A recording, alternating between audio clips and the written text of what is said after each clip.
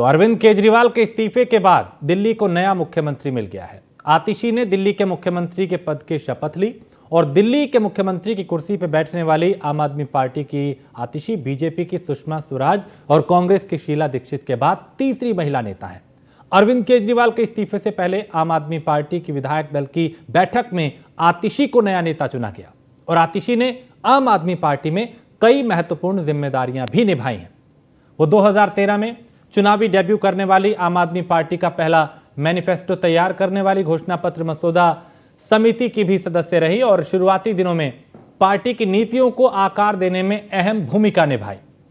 आम आदमी पार्टी की प्रवक्ता के रूप में भी आतिशी ने प्रमुख मंचों पर मजबूती से पार्टी का पक्ष रखा। उन्हें सीएम केजरीवाल की विश्वास पात्र नेताओं में गिना जाता है।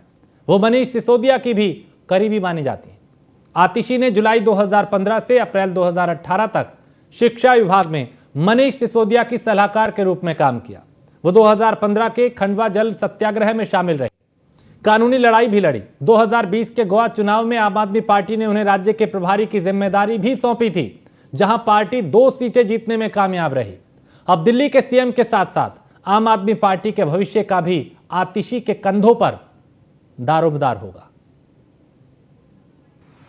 मैं आतिशी ईश्वर की शपथ लेती हूँ कि मैं विधि द्वारा स्थापित भारत के संविधान के प्रति सच्ची श्रद्धा और निष्ठा रखूंगी।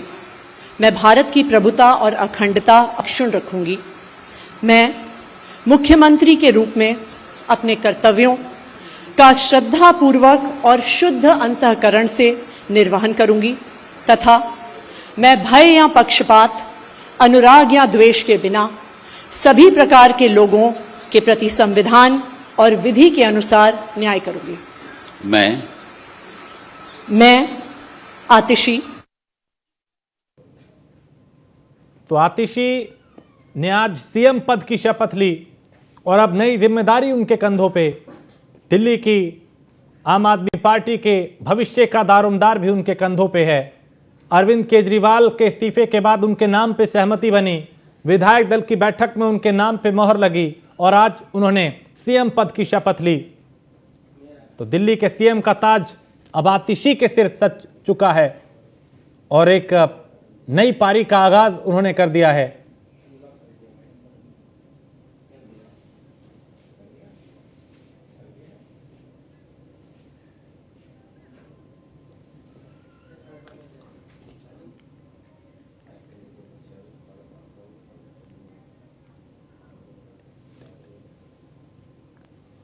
तो हमारे साथ 2 खास मेहमान इस वक्त जुड़ चुके हैं, जिसमें देवेंद्र प्रमुख प्रवक्ता हैं भारतीय जनता पार्टी के और हमारे साथ फैजल खान प्रवक्ता हैं आम आदमी पार्टी के। आप दोनों का बहुत स्वागत है। फैजल, चूंकि जो सियासी घटनाक्रम हुआ दिल्ली में उसने हैरान तो सबको किया, लेकिन अब आतिशी ने सीएम पद की जो शपथ ली है, अब उनके सामने चुनौतियां कई हैं। कैसे पार पा पाएंगी? क्या प्राथमिकता रहेगी? क्या चुनौतियां नजर आती हैं?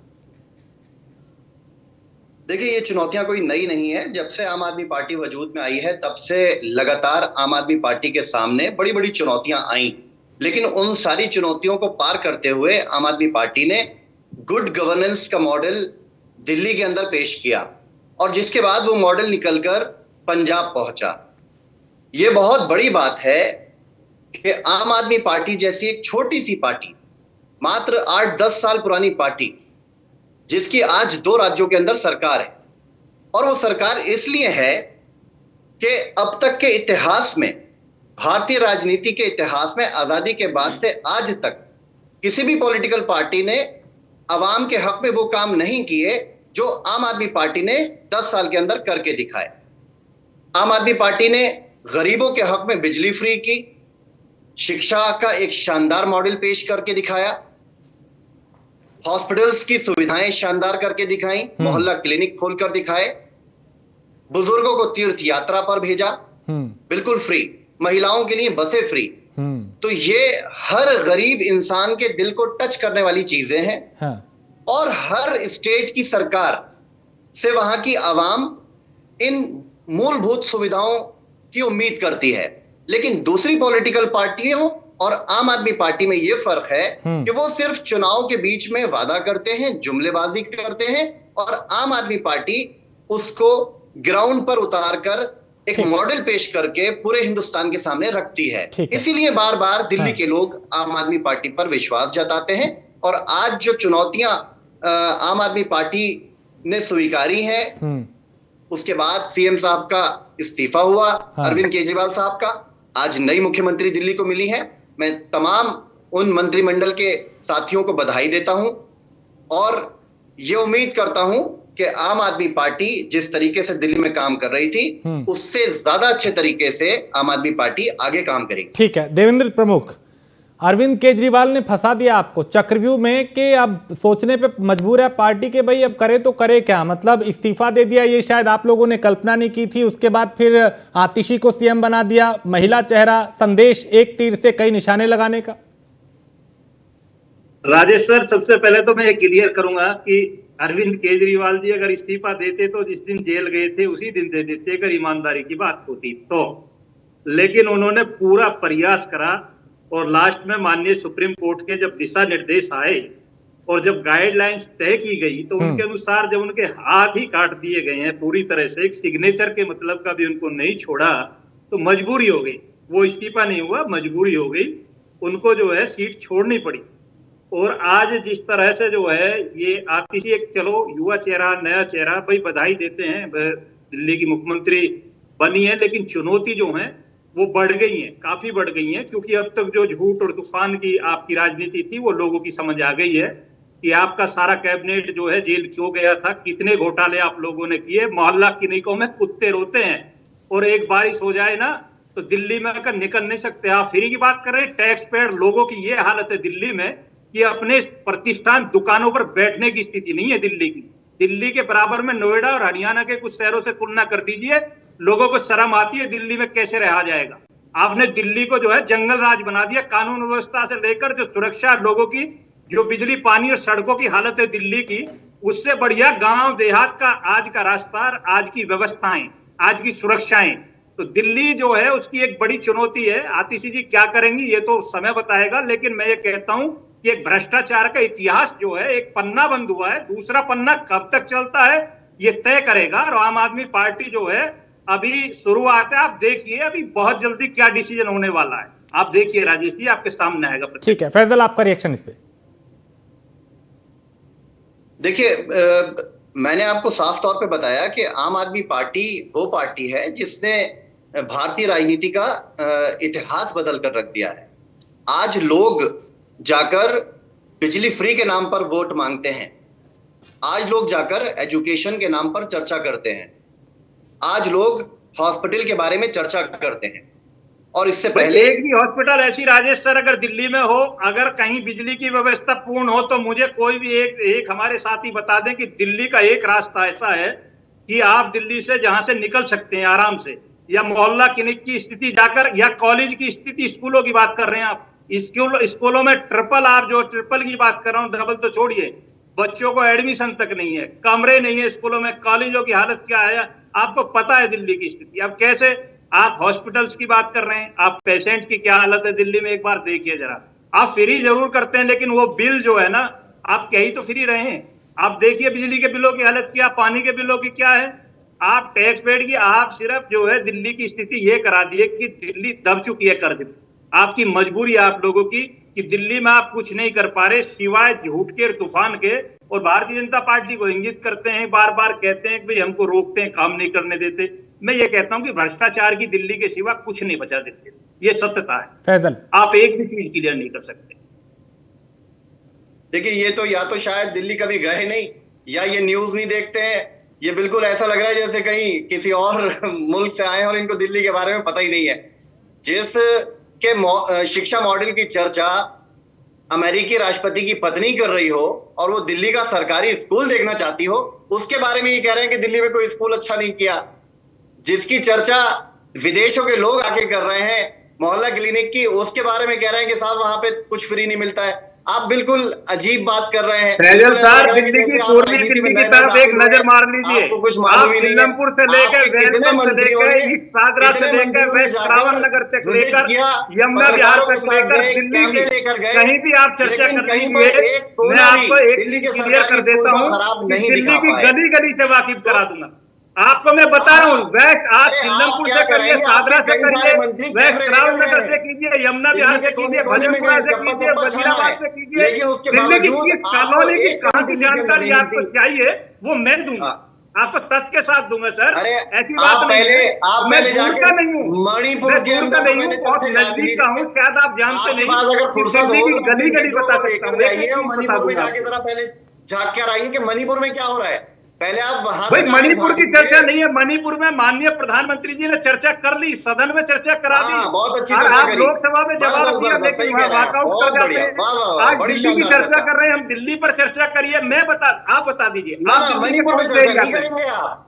आप देखिए इजराइल पे पहले चर्चा तो कर बताइए लेंगे, दिल्ली इजराइल के चले कौन से जाएंगे। एरिया से, दिल्ली में कौन सा मणिपुर ऐसा पे एरिया चर्चा है करते कि हुए जिस पर आप खड़े होकर गर्व के मुंह साथ पे कह ताला लग सकें जाता है कि आपके। एक बार इसके बाद यहाँ आ जाइए और आप निकल जाइए, मैं मान जाऊंगा आपकी बात। मैं अरे कुछ बिल्कुल। मिनट में दिल्ली पहुंच सकता हूँ, जब आप घंटे कहें नहीं। तब, जब जहां आप आप बोले मुझे तब, बुलाना चाहें और दिल्ली वहां। के जिस सरकारी स्कूल में बोले उस सरकारी स्कूल में चलने को तैयार है, कैमरे लेकर चलेंगे। आपके कई मंत्री पहले जा चुके हैं कैमरे अरे लेकर, सर, लेकिन सर उनके मुंह अटक गए। मैं ये कहना चाहता हूँ आपको, अब आप बात दिल्ली करिए में आप जहां मणिपुर आपको की। मुझको कहें, ये ये मणिपुर आप राजेश कब सर, चल आप रहे हैं? मेरा नंबर अवेलेबल आपके करा लीडर देंगे। मणिपुर कब जा रहे हैं? आप मणिपुर अरे के भी भाई तो प्लान बनाइए चलने का। मैं तो आपको तथ्य के साथ बोल रहा हूँ, बेवजह से मैं तो कोई ऐसी बात करनी है। आप मणिपुर ले जा रहे हो, आपके पास कभी तो बस खाली दिल्ली के मणिपुर तथ्य से हैं। कर लीजिए, आप बंगाल मणिपुर का पर कोई भी थोड़ा तथ्य सा ही नहीं बोल है आपके लीजिए। पास। आपके आंखों पर पट्टी बनी हुई है मणिपुर के नाम पर। मुंह नहीं पे नहीं, ताला लेकिन लगा अभी है। अभी अभी दिल्ली पे चर्चा। मैंने लेकिन कहा देवेंद्र बंगाल में देवेंद्र भाई, बेटी के साथ क्या दिक्कत है? बंगाल में चर्चा कर लीजिए, बांग्लादेश पर भी बोल लीजिए। नहीं नहीं, बांग्लादेश इधर भारत उधर का- की बात अरे ना कर, बांग्लादेश हम से दिल्ली की हम बात बोल करते रहे हैं। हैं, एक मिनट एक मिनट, देखिए, नहीं नहीं, देवेंद्र जी लेकिन देखिए, दिल्ली का तो एग्जाम्पल दिया जाता है ना शिक्षा को लेके। चर्चा हो सकती है भुखमरी की तो फिर- कगार पर पहुंच गए, महंगाई आसमान पर है, गैस का सिलेंडर आप भाई बंदों पे मैं तो नीचे ये कहता हूँ कि आप कंपेयर करिए ना, आपकी सरकार है दिल्ली में, आप कुछ तो करके दिखाइए, आप आईना दिखाइए केंद्र सरकार को। देखिए अगर हमारी प्रदेशों में सरकार है तो वहां से तुलना दिल्ली की करने की ड्यूटी आपकी है। 1100 रुपए के पार कर दिया, तो अब आपका सिलेंडर पे आपका कोई जवाब नहीं आता। आप भाई बंदों पे सिलेंडर पर आप भी घूमते तो नहीं। करेंगे, आप दिल्ली में कोई मॉडल तय करिए। आप सिलेंडर में दिल्ली सरकार की तरफ से आप जब फ्री बस दे सकते हैं, फ्री बिजली, तो आप कोशिश करिए कि आधा रेट सिलेंडर कर दीजिए। एक मॉडल तय कीजिए। आप दिल्ली में सरकार को आईना दिखाइए। लेकिन भारत देवेंद्र सरकार को आप प्रमुख बताइए, दिल्ली का शिक्षा मॉडल जो है उसका जिक्र तो होता है खैर, और उसमें भी वो कहते हैं कि साहब हम अच्छा काम कर रहे थे तो हम पे आरोप लगा के जेल में डलवा दिया। आम आदमी पार्टी तो सीधा यही कहती है। देवेंद्र प्रमुख सर मैं ये कह रहा हूँ राजेश सर, आपको ये बताता हूँ, मैं हर एक चीज तथ्य के साथ बोल रहा हूँ। देखिए आपके प्रवक्ता हमारे मित्र जिस तरीके से उन्होंने क्वेश्चन किए, मैं ये कहता हूँ कि वो दिल्ली के फैजल सर जो दिल्ली की बात कर रहे हैं, मैं कहता हूँ दिल्ली के कौन से कोने में कितने मिनट में कहाँ की इंक्वायरी वो कराना चाहते हैं। मैं उनको जो कैमरा वो मंगा लीजिए, अपनी सब चीज रखिए, सिर्फ मैं दिखाऊंगा आईना। आप लेकर वेस्ट दिल्ली की बात करिए, आप जो है साउथ में चले जाइए, वहां की बात कर लीजिए, आप कोई से कोने की बात कर लीजिए। मैं सबसे पहले इन आईना दिखा देना चाहता हूं कि आप जो वजीराबाद से शुरू होकर अगर एक बार पूर्वी दिल्ली का नजारा देख ले तो शर्म आने लगे। देखिए बाहुल एरिया, मैंने सिलमपुर, वेलकम, भजनपुरा, यमुना विहार, सारे क्षेत्र इनको लेकर जो है वजीराबाद तक का जिक्र किया कि एक भी मुझे कोई विधानसभा आपकी ऐसी बता दीजिए नहीं तो चलिए, अब नई सीएम बनी है, अगर उपराज्यपाल का साथ उनको मिल जाए, देवेंद्र प्रमुख अब नई सीएम ने यहाँ की जिम्मेदारी संभाली है, अगर उपराज्यपाल का साथ मिल जाए तो शायद यहाँ की तस्वीर बदल जाए। क्या वो साथ देंगे आप लोग? राजेश सर हमने बधाई दी है, बिल्कुल लोकतांत्रिक तरीके से माननीय राज्यपाल जी का देखिए अपना सिस्टम है काम करने का, सरकार को नहीं रोक सकता कोई भी राज्यपाल। मैं तो ये कहता हूँ आप जब काम कर रहे हैं, देखिए आप सरकार हम पर इंगित करते रहे कि हमने जेल भेजा है, हमने ये किया, सारा कार्ड कोर्ट नहीं तो किया आपको, कोर्ट ने आपको राहत दी ना। माननीय सुप्रीम कोर्ट आपके साथ खड़ा हुआ, भाई आपने माननीय मुख्यमंत्री केजरीवाल जी को भी जमानत मिली है, आपके दूसरे उप मुख्यमंत्री को मिली है, आपके संजय सिंह को मिली है। फैजल एक ये भी एक बड़ी चुनौती होगी कि एलजी के साथ कैसे रिश्तों को बेहतर किया जाए, क्योंकि केजरीवाल और उनके सबके सामने थे, अभी आतिशी के बेहतर हो और काम तालमेल के साथ बेहतर हो पाए, ये एक बड़ी चुनौती होगी। राजेश सर ये फैजल से सवाल है मेरा, ये फैजल से सवाल है, फैजल भाई। देखिए, ये चुनौती तो शुरू से बनी हुई है। एलजी साहब का कोई सपोर्ट, कोई इस तरीके का काम नहीं दिखता कि दिल्ली सरकार को जरा सा भी वो सपोर्ट करें। हाँ, रोड़े अटकाने में उनकी भूमिका बहुत खुलकर कई बार लोगों ने देखी है। उन्होंने दिल्ली की जनता की बिजली की सब्सिडी खत्म करने की पूरी कोशिश करी। उन्होंने फ्री बस सेवा जो महिलाओं को मिल रही है उसको रोकने की पूरी कोशिश करी, कैमरों को रोकने की पूरी कोशिश करी। हर काम में रोड़ा अटकाने की कोशिश जो है वो एलजी साहब करते हैं। अब देखना होगा कि आगे ये कितनी और कोशिश करते हैं और कितना रोक पाते हैं। उनकी रोक के बावजूद आम आदमी पार्टी और उसके मंत्री वो चीजें जनता तक पहुंचाने की कोशिश कर रहे हैं जो वास्तव में जनता को चाहिए हैं। आज हम चुनी हुई सरकार से क्या उम्मीद करते हैं कि भाई हमें अच्छी सड़क मिल जाए, पानी अच्छा मिल जाए, बिजली न्यूनतम दाम पर और 24 घंटे बिजली मिल जाए। ये तो एक हर इंसान की एक बुनियादी जरूरत है। हम 5 साल में जनता से वोट लेते हैं, उसके बाद सरकार बनाते हैं। सरकार के तौर पर इतनी सारी सुविधाएं नेताओं को, मंत्रियों को मिलती हैं कि उनकी पुश्ते तक बैठकर खा सकती हैं। लेकिन आम आदमी पार्टी ने उस कल्चर को खत्म किया, वीआईपी कल्चर को खत्म किया। आम आदमी पार्टी के लीडरों के साथ आपको गनर नहीं मिलेंगे, सुरक्षा बहुत ज्यादा नहीं मिलेगी। हाँ, मुख्यमंत्री के तौर पर जितनी जरूरी सुरक्षा है उतनी रखना पड़ती है, लेकिन हमारा कोई विधायक हो या एमपी हो कोई सुरक्षा लेकर नहीं चलता है। इसके अतिरिक्त देवेंद्र कुछ कहना चाह रहे हैं। इतना बढ़िया उनसे नीचे के बंगला, इतनी ज्यादा सुविधाएं कभी नहीं मिल पाई। कांग्रेस का लगातार 15 वर्षों तक शीला दीक्षित जी मुख्यमंत्री रही, लेकिन आपके मुख्यमंत्री से अच्छा बंगला भी नहीं ले पाई। सुरक्षा की बात छोड़िए, मुझे कहना नहीं चाहिए, लेकिन जिस तरह से केजरीवाल जी एक कमी जो लीली वैगनआर कलर की गाड़ी में चलते थे, क्या उन्होंने सुरक्षा को लेकर, क्या उन्होंने मकान को, बंगला को लेकर क्या ऐसा काम है जो उन्होंने सारी सुविधाएं ना पूरी की हो? आप बता दीजिए। आप आम आदमी की बात करते थे, अच्छी बात है, मोहल्ला क्लिनिक की बात करते, अच्छी बात है, लोगों को सुविधा की बात, लेकिन भाई जब सत्यता की बात आई तो 100% झूठ निकला।